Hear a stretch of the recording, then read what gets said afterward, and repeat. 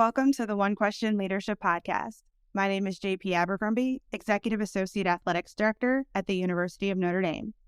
As a former student athlete, NCAA leadership development programs have played a pivotal role in my evolution as a person and professional.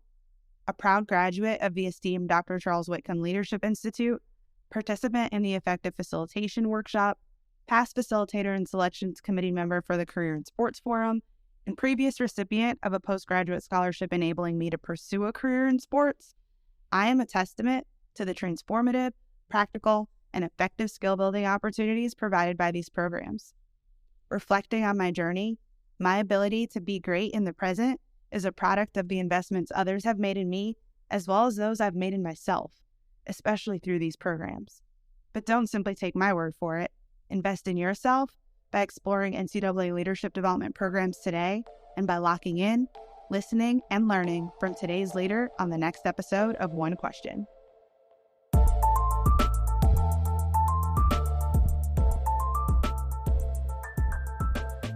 Greetings, this is Ty Brown, and welcome to the One Question Leadership Podcast, where we highlight executive and organizational leadership. Be sure to follow us on Twitter and Instagram at 1Q Leadership.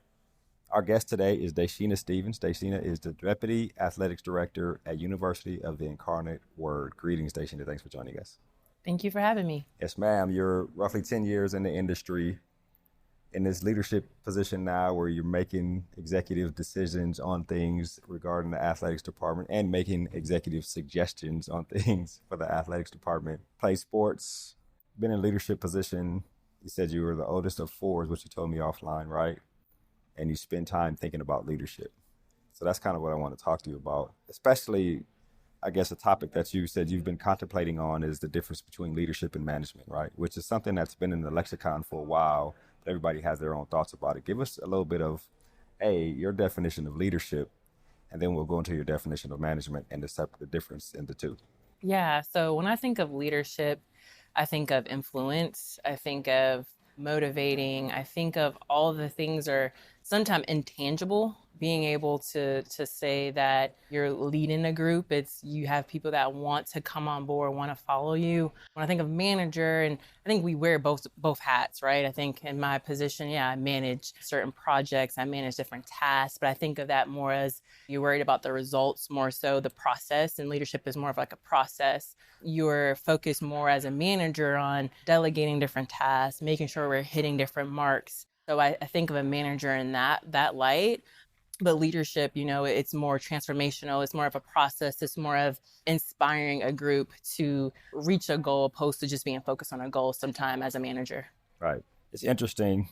You talk about people versus tasks, right? Being a leader all your life, like you told me. Yeah. At what point did you realize there was a difference in the two of those two things? I would say I learned that in my grad courses. Okay. I went for my master's at North Carolina Central, and I've taken business courses in my undergrad, but I've took a lot more leadership development classes in my master's program, and I wasn't one that went for my master's right after I graduated. So I had some work experience.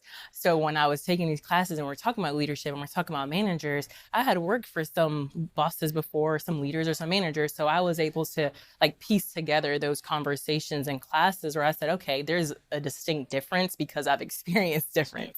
I've worked for individuals who I consider leaders versus those who were more of managers. I think for me, during my graduate studies, that's when I kind of thought about that more. And then it helped me think about that in my own journey and what do I want to be or what do I envision myself in those roles. Have you started to develop your own leadership philosophy? I mean, it kind of starts when you start experiencing leadership, but you get to a point, especially now in a deputy role, where it's like, I need to voice these things and write it down because they'll be even more significant as I continue to ascend, but then also in terms of how you show up and how you lead people.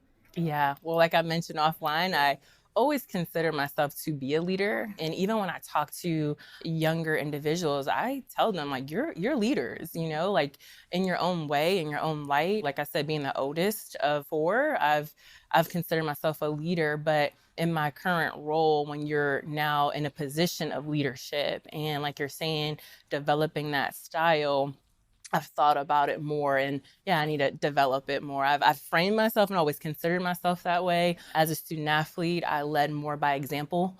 I wasn't always the most outspoken individual. Maybe my junior, senior year, I started to speak up a little bit more, but I've always led by example. I've always put the team first. I was one of the best players on our team, but I've always thought team first. So those are things that are just naturally in me. So when you talk about me developing my leadership style now, I take all those pieces that come to me naturally. And again, it is now, writing them down, thinking about them every single day. I think in the morning, and when I do my morning prep, you think about those things because now I have different areas that I am leading and different younger people that I am leading. And they're looking up to me, not just for those tasks to be delegated, but advice at times, things that are not only work related. So it helps me really develop myself as a leader with knowing that I am leading individuals and helping me work on that leadership style every single day. Yeah, which is excellent. If you had to write down your top 3 priorities in leadership, or if you were just to make 3 bullet points and say, when I think of leadership, these are the 3 things they are, right?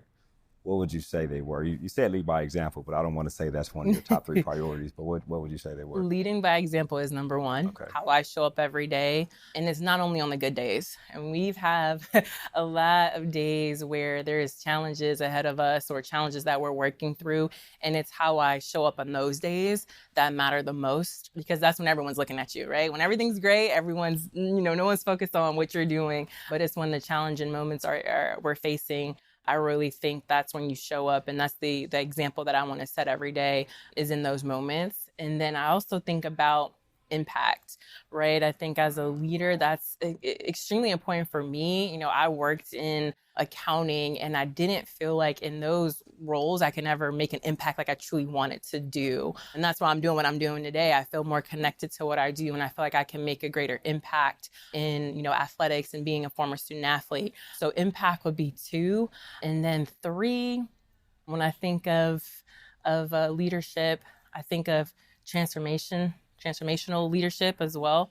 I think that word, and you hear it more and more now in athletics because we are in that time, but I think of that in a way of it's a process when you're like developing a relationship or you're working in athletics and just people, like you're going to work with people and those relationships are just so transformational, right? It's you even when you think about our student athletes, they come in as 17, 18-year-olds and you see them graduate as, 21, 22, and that's a process and you see them transform.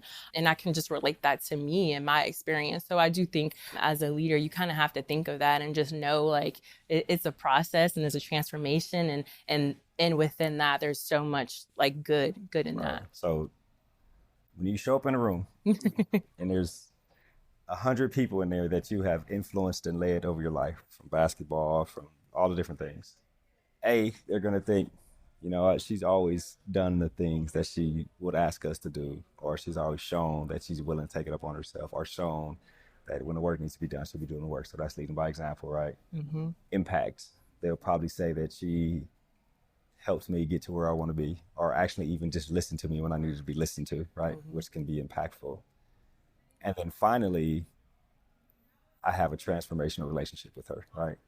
She understands where I am, where I want to be, whether it be personal, professional, or just in general. So we have a transformational relationship. I think those 3 things are great in terms of your leadership philosophy and what you lead with. You've been in this role. Tell me how long again you've been in the deputy role? Deputy role since June. Been in this role since June. So we're 6 months in, 7 Mm-hmm. months, something like that. And sometimes you get put into a leadership or any role and the first thing hits you. You're like, oh, this is what this is. Was there something like that for you? So I'll be honest, before I was named deputy, I was doing a lot of things that I'm doing right now. Mm-hmm.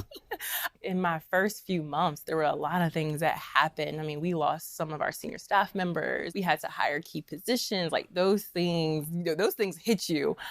When I did become deputy, I think the way those things became on my plate, it was a lot quicker. Like when we had lost a senior staff member, we lost a full-time staff member. The first person everyone's going to now is me, opposed to, they're going to me now, opposed to maybe going to another senior staff member or another staff member.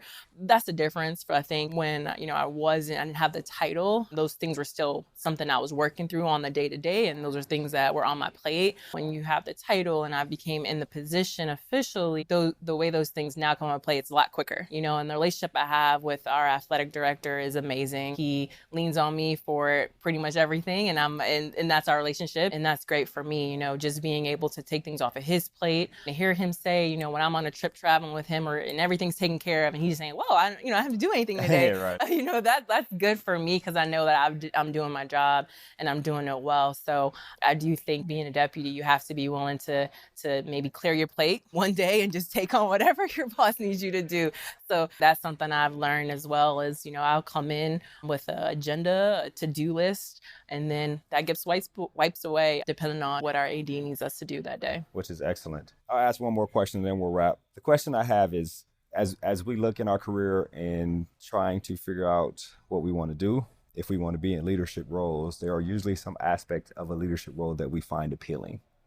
So I wonder, to you working so closely next to the athletic director down there at UIW, are there some aspect of either how he leads or the role of athletic director in general that you find appealing in terms of wherever you decide to go, whenever you decide to go with your career?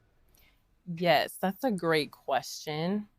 For me, what I see being, working so closely with our athletic director is if someone needs something done, that's who they're going to go to.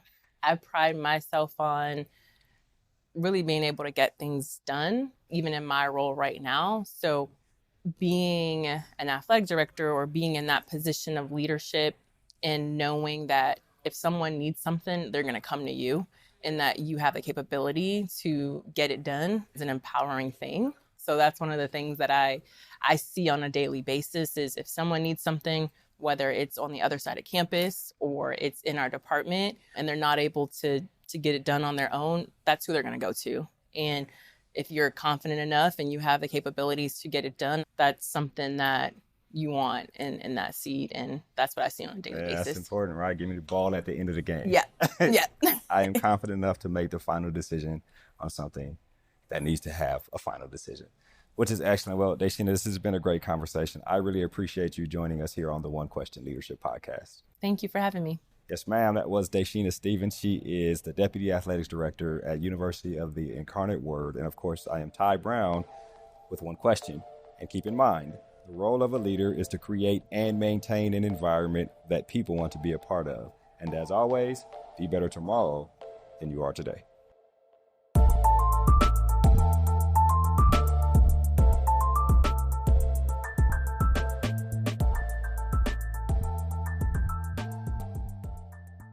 This episode of the One Question Leadership Podcast is produced by Spades Media Group, solving problems using creative leadership.